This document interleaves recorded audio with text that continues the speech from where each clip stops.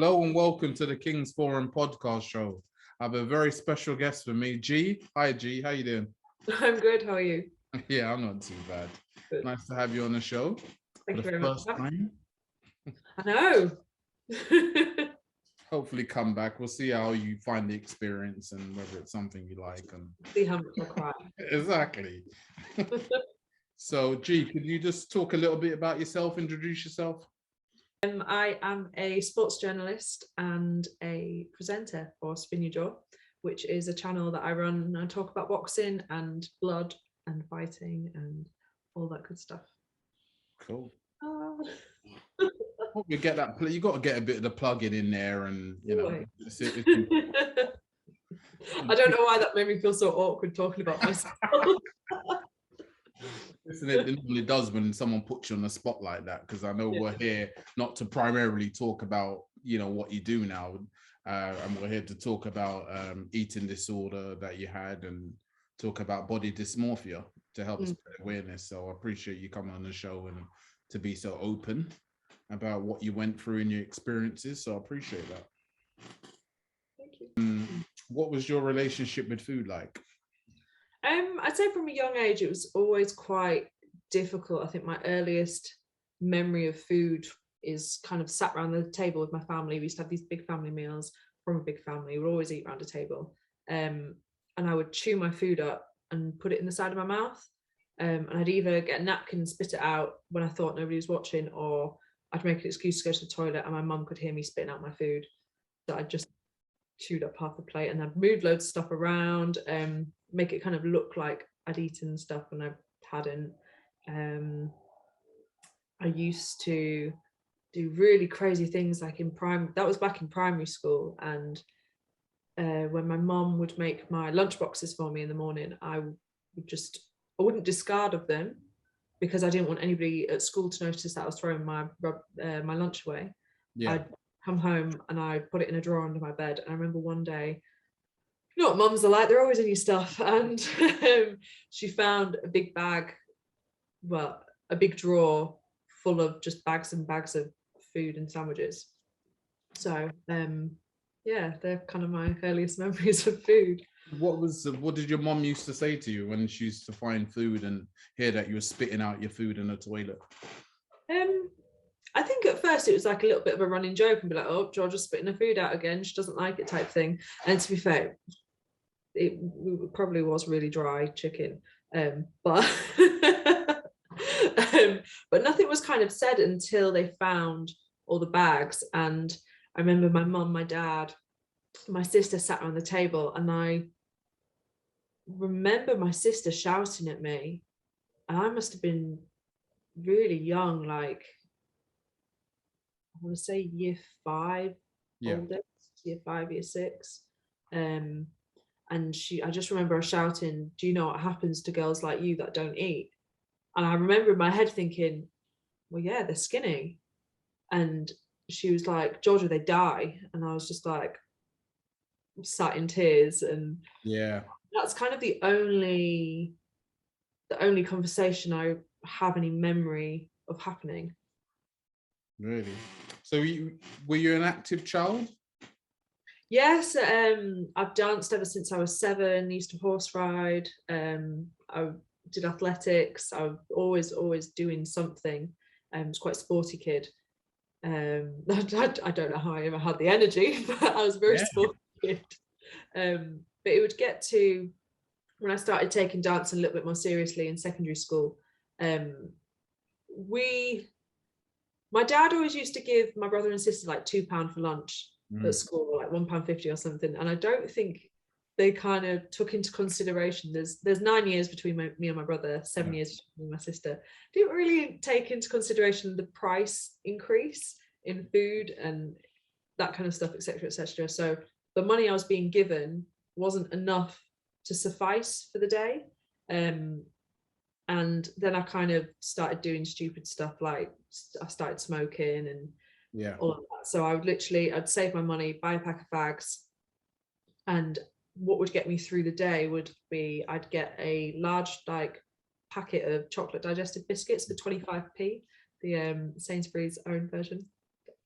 great biscuit, and a Sainsbury's own like 1 litre fizzy pop thing, and that would get me through. And I think I used to get picked up from dancing at about 10 o'clock latest, so I'd be home for 10:30, and all I would have had all day is a pack of biscuits and a fizzy bottle of pop. Wow. It was a really, really unhealthy lifestyle. But at the time, I kind of thought the less you eat, the skinnier you get. And being in that kind of environment, constantly dancing is a very, very toxic environment in itself. Yeah. So what do you think caused this unhealthy relationship with food? Where do you think that came from? Because you said from a really early age. So at the time, I would say a lot of kind of like tabloid magazines, things on the telly. I saw something on Instagram earlier today, and it was a clip back from the X Factor in I think 2009 to 11 kind of era, and they basically told this woman who was no bigger than a size 12 that she was obese and she was too fat and she'd never make it in life. Wow. Because she was too big. And I think as a woman, those kind of narratives are always pushed at you from a very early age, and how you look has a very, what's the word I'm looking for? If you look a certain way, you can get to somewhere else in life. Yeah. That's kind of what is pushed at you. So you feel this, all the pressures of social media and just the environment that you were in at the time, definitely. And with the dancing and things like that, had that whole effect on you. So during this time, you said your parents didn't really respond to your behaviors too much. Did you get any more support as you grew older in regards to your eating disorder? No. I think with disordered eating, it's something I still struggle with it now. And I have to really I have to sit myself down and snap myself back into a good place. So for example, I started tracking my food and my macros maybe 6 weeks ago, and I noticed a pattern again where if I didn't go to the gym, I'd be like, well, I can't eat this because I haven't trained today. And I get very kind of what's the word, set time, set place, set meals. That's like I need that routine, and it's not good. So what was your mental health like at the time, thinking back? When I was younger, I wouldn't say I really had any mental health issues. It was more, they kind of kicked in more at university. And it wasn't until I was on the phone to my therapist a couple of weeks ago, and she was like, did you have any mental health issues growing up? And I was like, no, just a bit of anxiety at uni, this, that. And she's like, oh, have you ever had an eating disorder? And I was like, oh, is that a mental health issue? I didn't know. That's what I was going to mention. I was going to say it is mental health, because it goes back to body dysmorphia and how you perceive yourself to look like, basically. And other people may not see that, but in your head, like you said, you always felt you had to be this particular way and be skinny and be this, and someone looking on maybe be like, why do you feel this way, because we don't see you this way. So that's where the mental side comes into it, because that's your perception of yourself. I used to have this Spice Girls scrapbook, and I remember at the back of the scrapbook it was maybe year 6, and I was writing what I wanted to achieve over the summer holidays to go into year 7, and it was, I wanted to be tanned, I wanted long blonde hair, and I wanted to be skinny, and that's what I wanted for myself. And I think back to it and think that's so sad. It's so sad.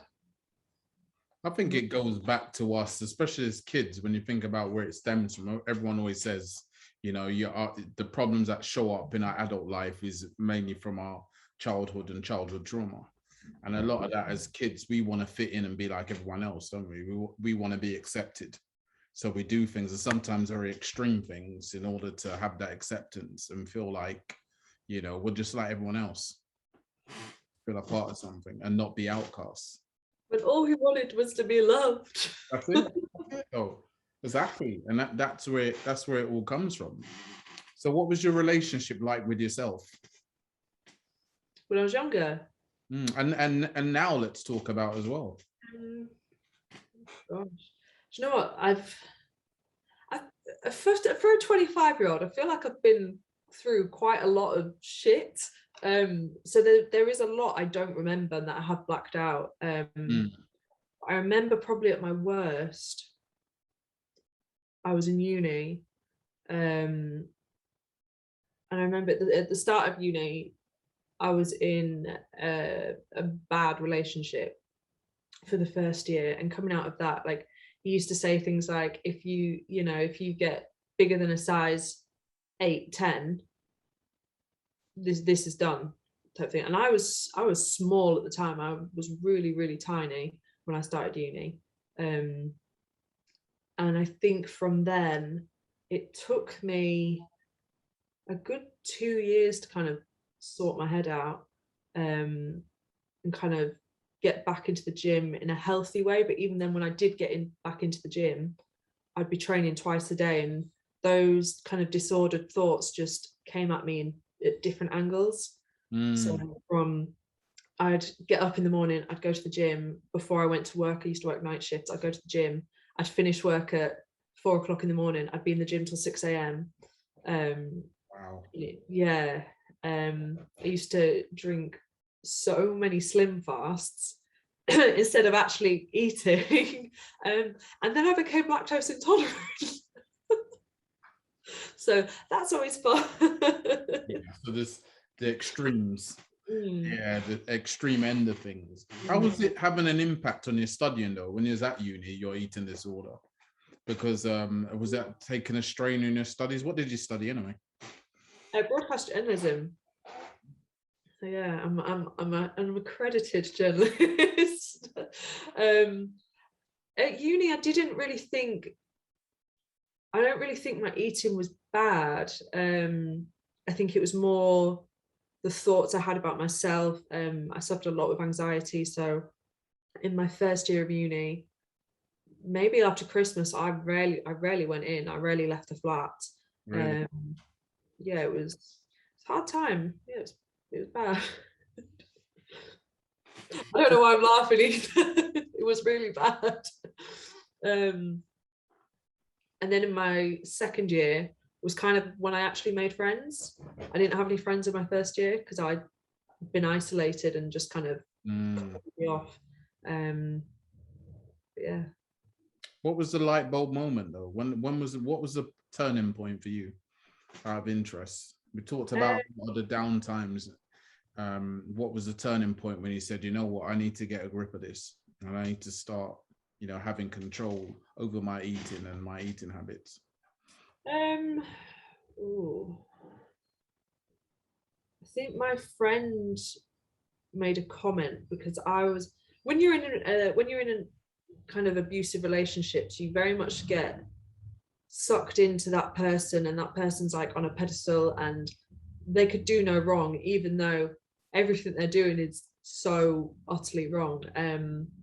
There was a situation that had occurred that was actually made up and it hadn't happened, and I was explaining it to one of my friends, and he looked at me and he was like, Georgia, you're in a really dangerous situation. This isn't good, and this isn't normal. And I was like, oh no, he's just misunderstood. And he's grabbed my hand and he was like, no, listen to yourself. Nobody's misunderstood in this situation. You're being blind, you're not seeing it. And looking back, I think that was very much a light bulb moment for me. But there was so many moments before that where people had tried to say things and it just, you couldn't tell me anything. I'm very stubborn. But when you're in a situation like that, it's almost amplified. So that was the moment that you decided, you know what, I need to change things and get out of the relationship. Yeah, and it's just, I'm trying to think of another light bulb moment.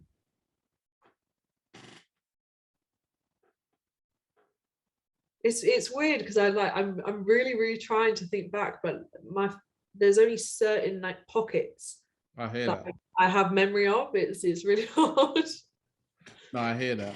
Just key moments that actually stick, and there's other things that you've not really thought about or tapped into since the time.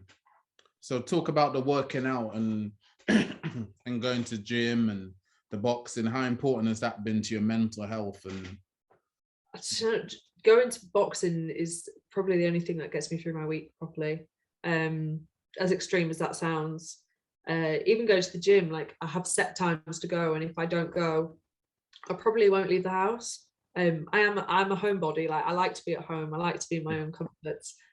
There's not really anything to do around here anyway. But if given the choice, there's sometimes that if I don't go to the gym, I don't train, I won't have left the house in 5 days. And I've realized until it gets to that day, I'm like, why do I feel a bit weird? Why do I feel weird? I feel emotional. Like what? I have to take a step back and think, hang on, what's going on? Oh, gee, you haven't left the house. Leave the house, go get some air, type thing. So I do kind of slip back into bad patterns all the time. So this whole eating disorder is definitely it's a lifelong thing for you, and it's something you always have to work out and get in control of. I think for a lot of people it is lifelong. I think it's something that you're always in recovery of. You're never going to be fully away from it. There will always be something that you will have to keep on working on, or sometimes you're having a really good extended period of time and it can just hit you, and when it hits you, it doesn't mean that the work you've done so far has been lost. It just means you've just got to push through that little bit extra. 100%. So what's your mental health like now? Work in progress. It is a work in progress. I start group therapy next week. Good. 4 weeks, and then I'm on the waiting list for one-to-one sessions. Great. I think that'll be November time, and hopefully I'll feel better after that. Oh, listen, that's great. That's great to hear it, because I was going to ask that question. I was going to say, have you had therapy, or are you getting support and help that you need to overcome it? Because like you said, and it is like with me, with my anxiety and my mental health, is getting on top of that, is knowing that you need the support to get you through your days. And no, I'm glad you've definitely seek some support to help you through it, because you need that.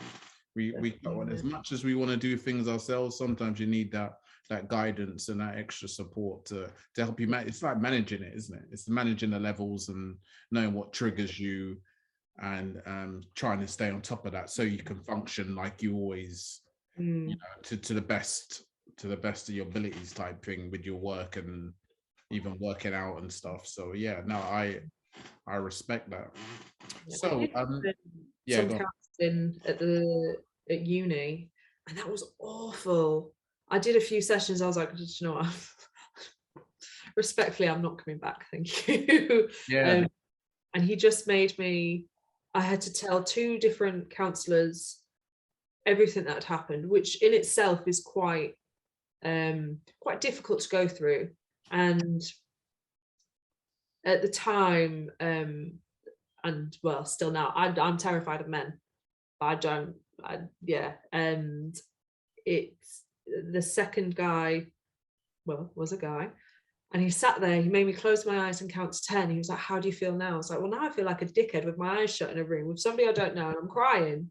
So how would you feel?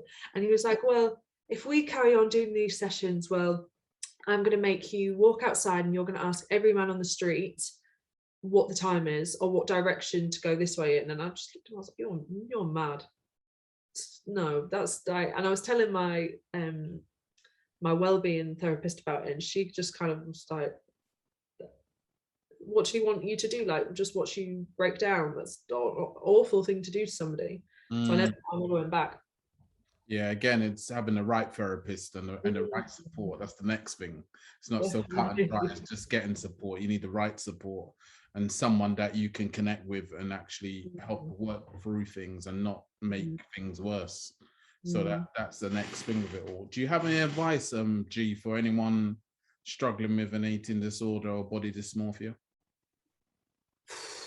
It's a hard question, because as easy as it is to be like, seek help, do this, do that, you have to actually acknowledge what it is you're doing. If you don't know, you don't know. Like, I didn't know that it wasn't normal until I got a lot older, and I was maybe in my 20s, and like even now looking back, I'm like, I can't believe I used to do that to my body. Like, I've put my body through so much for what? It doesn't, yeah. So the more advice I would have is advice for family and friends who are able to actually listen and not attack you, because the minute you feel attacked, you're just going to recoil, and it's a form of self-harm at the end of the day. Like, if you're starving yourself, you're making yourself poorly and throw up and XYZ. There's different levels to it. It's not just because you want to look a certain way, you want to be skinny, you want to be this. It's a lot deeper than that. Yeah, definitely. I'm glad you're getting some support to find out the reasons. So you mentioned your social platforms earlier. Are there any more that you didn't mention that people can find you on, Georgia? TikTok. No, I'm joking. Yeah, that's cool. I do have a TikTok. I like to watch food videos on it though. Surprisingly. I watched a food video on TikTok. That's interesting. I might check that out. I love cooking and baking, so maybe that's something to check out. Nigerian food TikTok. Really? Top tier, the best. Or even better, Nigerian vegan food TikTok. That sounds more like up my street. Yeah, I'll check it out. Definitely. Anything else? Facebook? Anything you want to shout out while you're there? I think I've just kind of got my YouTube on my Instagram, really, which is, you can find me on YouTube at Spin Your Jaw or Georgia Banks. Thank you very much, G, for being a guest on the show. Thank you for having me. Thanks a lot. Yeah. See you soon. Bye-bye. See you later.